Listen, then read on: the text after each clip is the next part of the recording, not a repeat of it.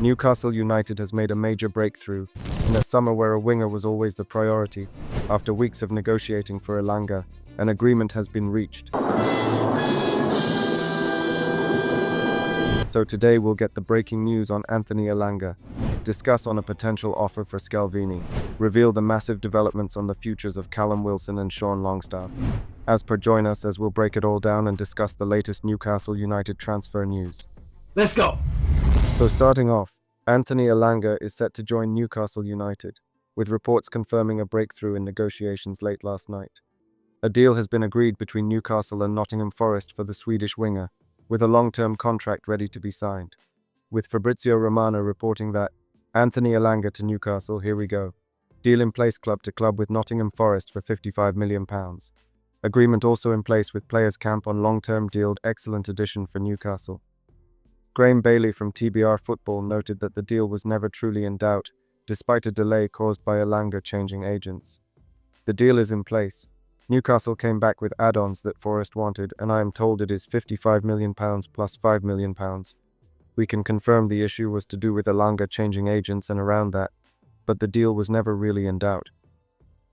The agreement includes an initial fee of £52 million, with add-ons potentially raising the total to £55 million, although some bonuses are deemed difficult to achieve, as reported by David Ornstein. With Fabrizio Romano revealing that Newcastle have already booked medical tests for Anthony Elanga. It's all done and agreed as exclusively revealed last night. David Ornstein of The Athletic added that personal terms have been finalized for a 5-year deal, keeping Elanga at Newcastle until 2030. Anthony Elanga set to do medical inside 48 hours and sign a 5-year deal after Newcastle United find agreement with Nottingham Forest for 23-year-old winger moving to Newcastle from Nottingham Forest for £52 million plus bonuses, joins teammates by end of week. With his medical set to take place within the next 48 hours, with Romano recently revealing in another exclusive that Anthony Elanga has travelled for first part of medical at Newcastle today, and the player expected to meet his new teammates by the end of the week.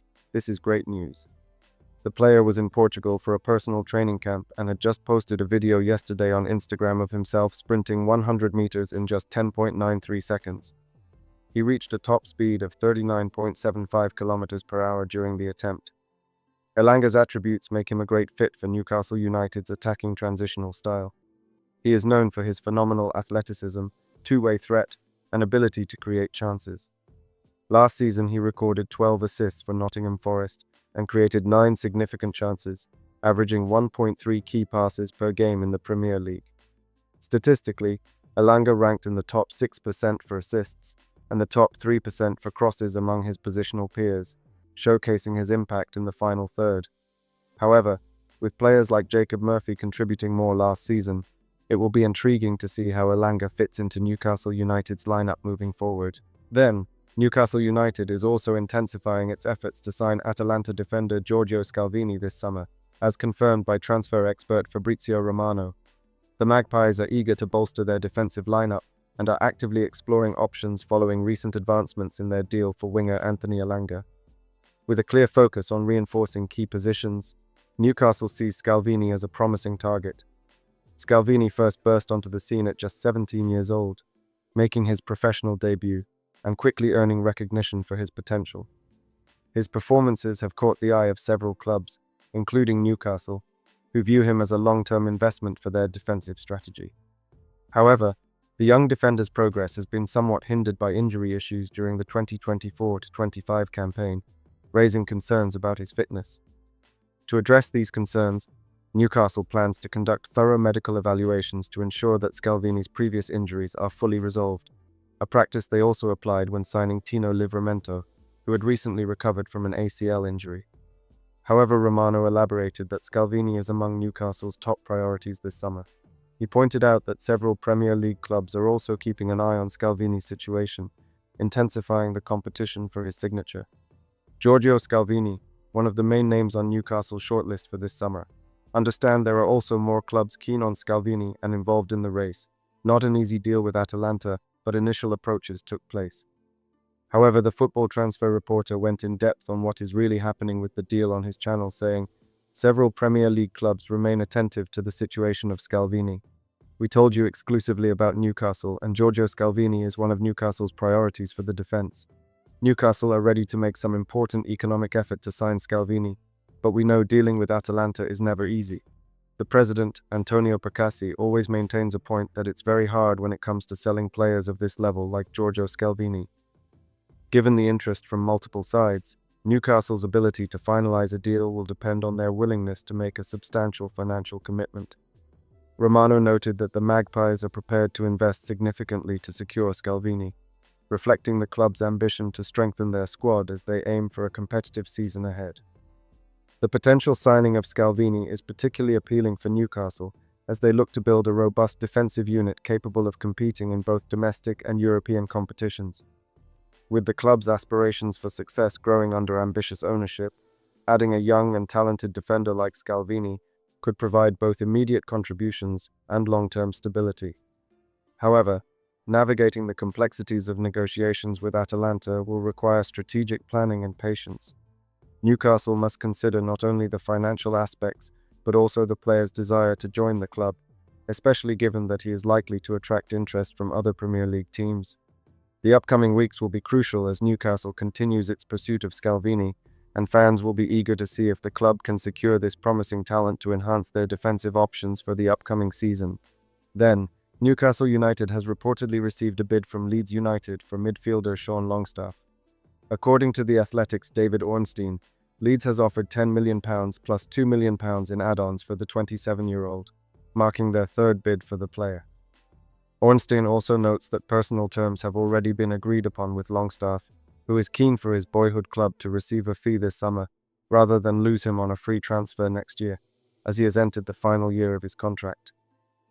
Newcastle has yet to respond to Leeds' latest bid, but it is believed that the Whites are nearing their limit and will explore other options if they do not hear back soon.